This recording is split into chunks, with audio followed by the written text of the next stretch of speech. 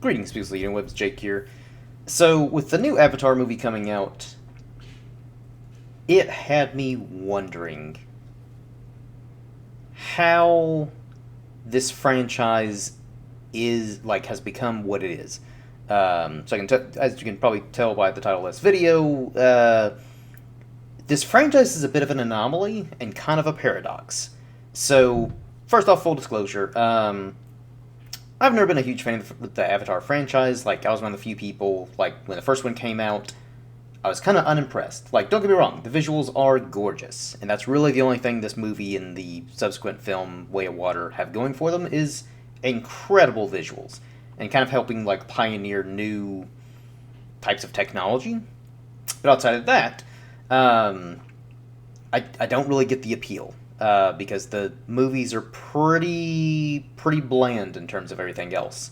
Now, granted, I'm very much aware that I'm kind of in the minority of people who feel that way, especially like when the movie first came out. I feel like more people have kind of maybe not quite soured is the right word, but like I do think more people after the first one came out after a few years kind of did start to realize that, like, yeah, it's still like a fun, entertaining movie, but there's not a whole lot else there. There's a lot of spectacle, but not enough substance. But all that to say, so what I don't understand about this franchise is the fact that, like, all right, so the first one came out, made like $2 billion, something like that, an absurd amount of money, and then it just disappeared, like dropped off the face of the earth, and it left no real like cultural impact like on like the pop culture zeitgeist. Like the only like kind of footprint that I can recall is like shortly after that film came out, there were other movies that tried to do like the whole 3D gimmick, and one, it just didn't really work because Avatar was made specifically for like that 3D technology.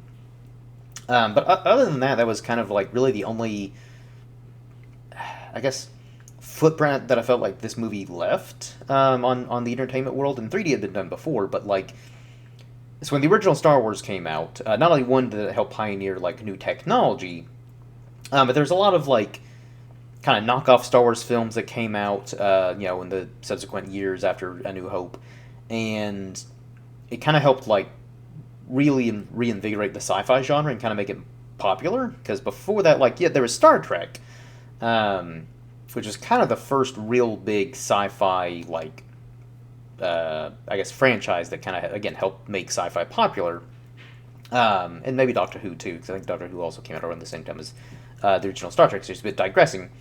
Point being though is that like each of these franchises, whether it be Doctor Who, Star Trek, Star Wars, and then of course when Lord of the Rings came out, it also like helped like pioneer some technologies and really showcased like great special effects, the incredible like visuals, the sets, practical effects, especially like some of the cosmetics and stuff like that they used for more so the mostly the orcs, more so than like any of the other races and creatures and stuff like that in Middle Earth. But also, Lord of the Rings helped really popularize the fantasy genre too, to like kind of your general audience goer, movie goer, all that. But like Avatar, it's like it again. It just kind of like it comes. It's a really big deal, and then it immediately no one really talks about it or seems to care until the next film comes out, and then rinse and repeat. And so I was kind of like when the second film came out, I was kind of like I could see this going either way. Either one, it's going to make a crap ton of money because, spectacle. Or two, it's not going to... And obviously it wasn't going to do nearly as well as the first one because that was just... Again, that was lightning in a bottle. But it still made over $1 billion. And even though it was basically the same movie as the first one, just instead of in the forest, they were by the coast. Which... I don't know. I was hoping that, like, since it took, like, 10 years to make the second one, I was like, well, okay, surely James Cameron will have a better story. Because, I mean, the first one, I'd give a bit of a pass for, like, if the second one had a better story. Because it's like, all right, he just needed, like, a pretty, like, fairly basic plot just to introduce audiences to this world, and then he'd kind of expand further. And I don't know, maybe there's like novels or comics that do like explain more of like the lore of Pandora, but I just feel like it was a very, again, very bland. Like, not a lot of world building. At least anything I don't know that I particularly like thought was cool or impressive, really. Um, and so yeah, I was kind of disappointed purely at the fact that like the sequel, again, 10-year gap. Surely you could have refined that story a little bit more instead of like rinse and repeat. But again, digressing. Um, and so again, with the third film coming up in December, obviously it's going to make a crap ton of money.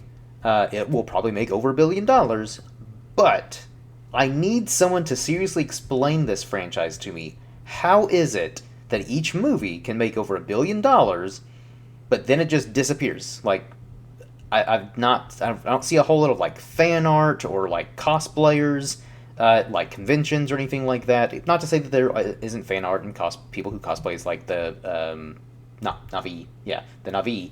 Um, but like compared to other franchises, I just don't think Avatar has had the same, again, the same impact on pop culture that like your Star Wars, your Game of Thrones, and Lord of the Rings, and all these other popular franchises have had.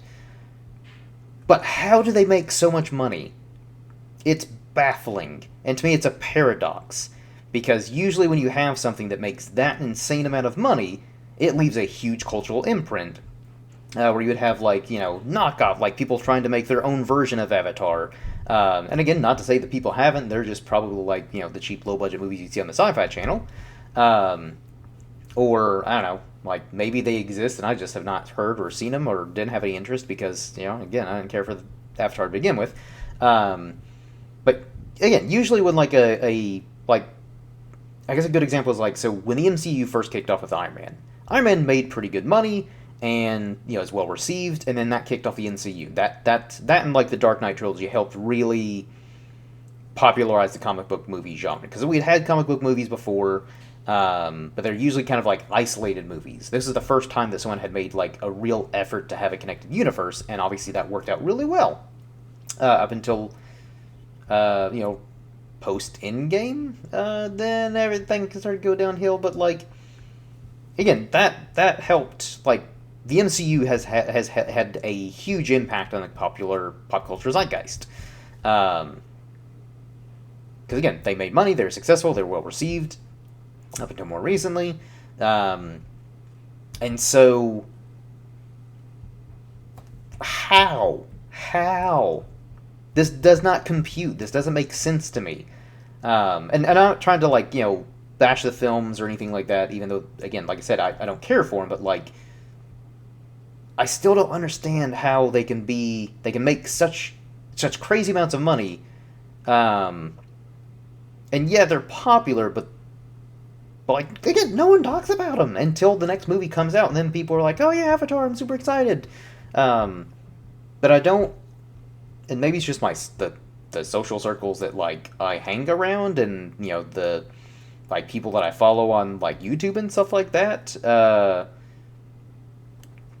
Maybe that's why, because none of them really talk about Avatar or hype it up or anything like that. I don't know. So like, and I'm sure there probably are like YouTube channels dedicated to Avatar. Like there's a plethora of YouTube channels dedicated to like Star Wars lore, Lord of the Rings lore, Game of Thrones, like Star Trek, all your big franchises, all your popular franchises like that. So I guarantee there are some for Avatar, but like, what like what do they talk about? Unless there are like again novels and comics or something like something to explain the lore. They've only got two movies to talk about, and to me, there's only so much you can dissect in those two movies. So it's like, again, someone explain this to me. I need answers because it makes no sense. And again, I'm not trying to bash the Avatar movies, even though I don't care for them. I'm perplexed. And again, I need answers. So, people in the comment section, like, elaborate. Am I just dumb? Is there something I'm missing about the Avatar franchise? But, like, how is it possible that something like such a financial juggernaut like the Avatar franchise, um, just has not really left much of a cultural imprint. Or if there are like imprints that it has left in pop culture that I'm just forgetting or missing, again, by all means, educate me. Because, like I said, I need answers. I feel like I'm taking crazy pills here.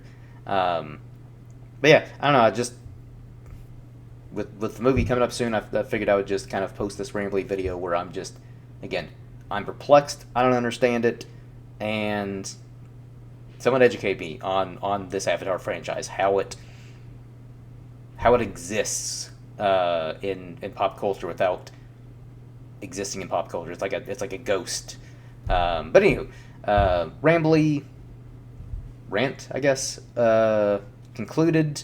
Um, and do usual YouTube stuff, like, comment, subscribe, all that stuff. And until next time, everyone, cheers.